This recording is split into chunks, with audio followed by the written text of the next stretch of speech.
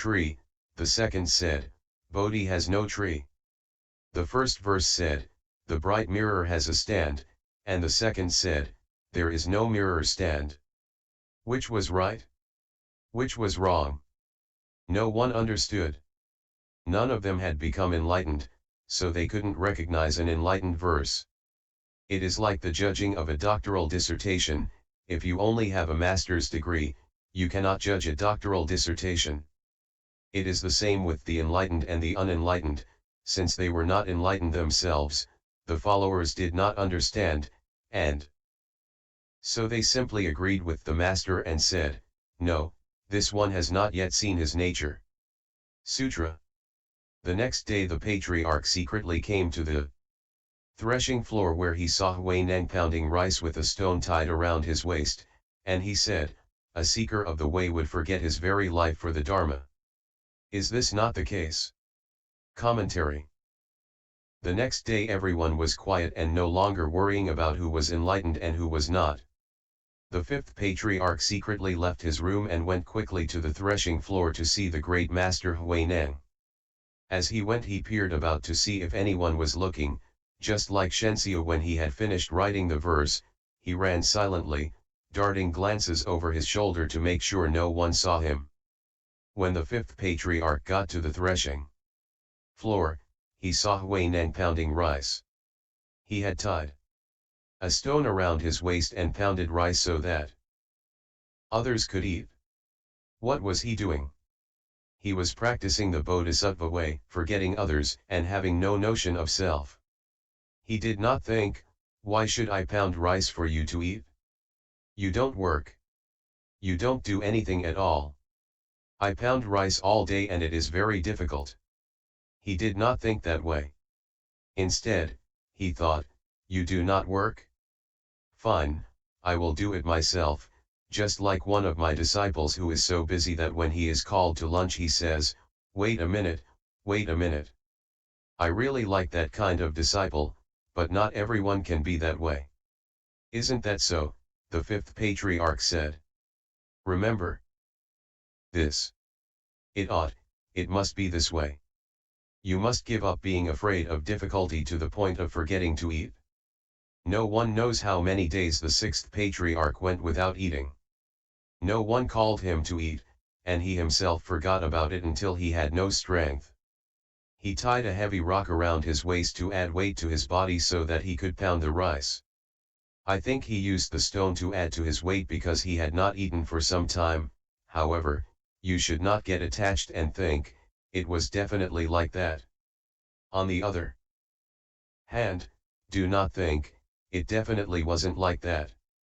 The profound insight comes from precisely that kind of non-attachment.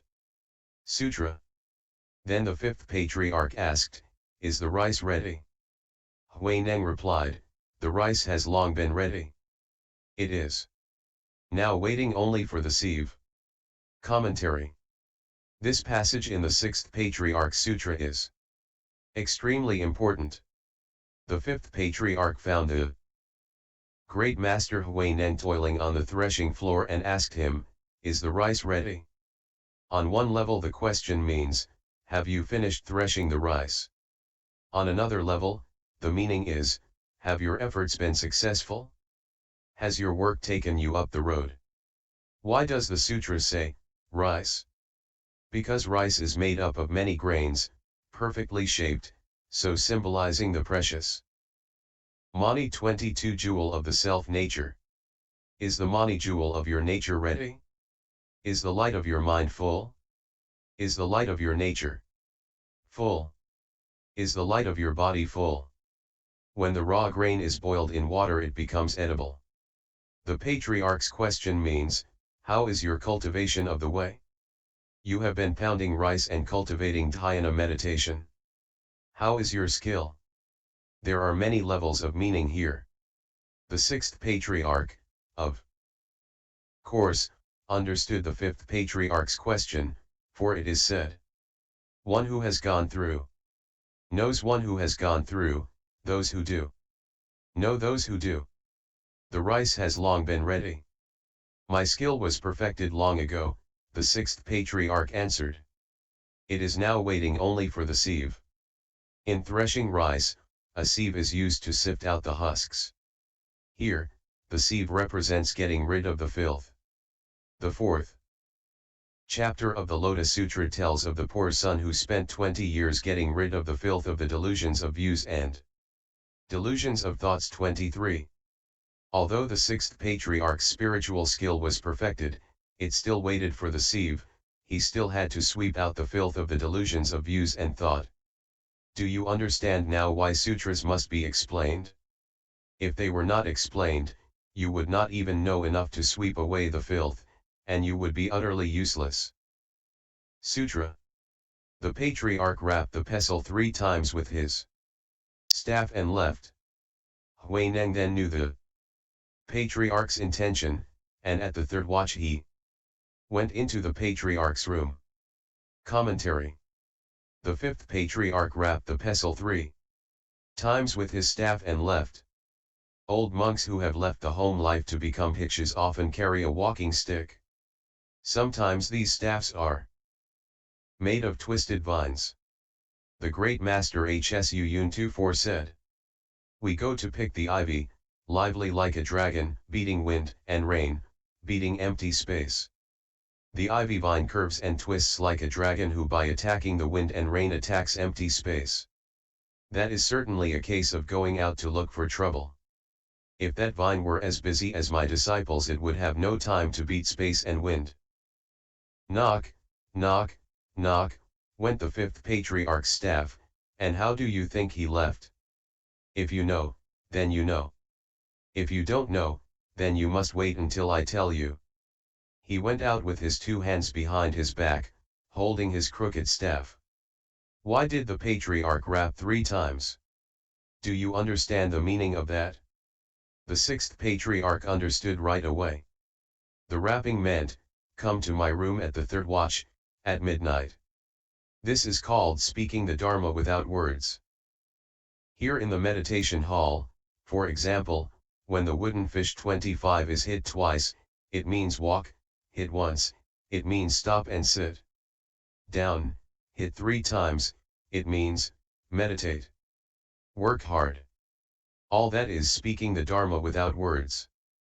Why did the fifth patriarch carry his staff behind his back? Now you are going to ask me, how do you know he carried it behind his back since it doesn't say so in the sutra? Well, how do you not know? I know that you don't know. He carried it behind his back to indicate that the sixth patriarch should come in by the back door. Do not let the others see you come in. If the fifth patriarch had said openly, "Come to my room at the third watch and we'll have a little talk," I am sure that the word would have spread like fire to Shenxiu's ears, and Shenxiu and his disciples would not have been very kind to the sixth patriarch. The fifth patriarch tested the sixth patriarch's wisdom by rapping his staff 3 times and putting it behind his back. The sixth patriarch understood, but no one else did. They were all as if deaf and dumb, without any idea as to what had transpired in this wordless exchange of Dharma.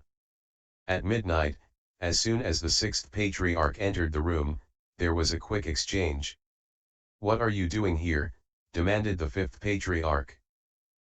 "But the patriarch told me to come at the third watch," came the reply. "Really? Did I tell you that? How could I have forgotten? What do you think you are doing? Why did you come in the back door instead of the front door? Did the master not tell me to use the back entrance?" The fifth patriarch laughed and said, "You are not bad, really not bad. You are all right." "You ask how I know that?" I ask, how do you not know it? Sutra. The patriarch covered them with his precept sash so they could not be seen, and he explained the Diamond Sutra for him down to the line, "One should produce a thought that is nowhere supported." Commentary. The fifth patriarch was afraid that someone might have seen the great master Huineng enter his room and might be outside the window eavesdropping. At that time the windows were made of paper, so, to ensure privacy, the fifth patriarch pulled his robe over both their heads. The fifth patriarch's explanation of the Diamond Sutra was not a public one, such as I have given you. His was a secret and very difficult explanation, telling the sixth patriarch how to forge an indestructible Vajra body. When he heard the words, "One should produce a thought which is nowhere supported," Huineng achieved the great enlightenment and knew that all the 10,000 dharmas are not separate from the self-nature. He suddenly experienced that even greater enlightenment. Although the sixth patriarch knew the method, his afflictions of views and thought had not yet been completely eliminated. That he was waiting for the sieve can mean, also, that no one had certified him. Even though, in his intense vigor, he had reached a high peak, and the fire in the censer was pure green, he had not yet been certified by a good knowing advisor.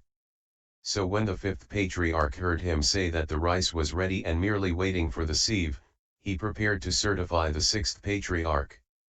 Because I have a kind of radar, I was able to record their conversation and I shall now replay it for you. Keep in mind that this is a Tang dynasty recording, not a present-day one. Do you want to reach Buddhahood? Asked the fifth patriarch. Yes, said the sixth patriarch, I just want to become a Buddha. I do not seek anything else. I only want to attain Buddhahood.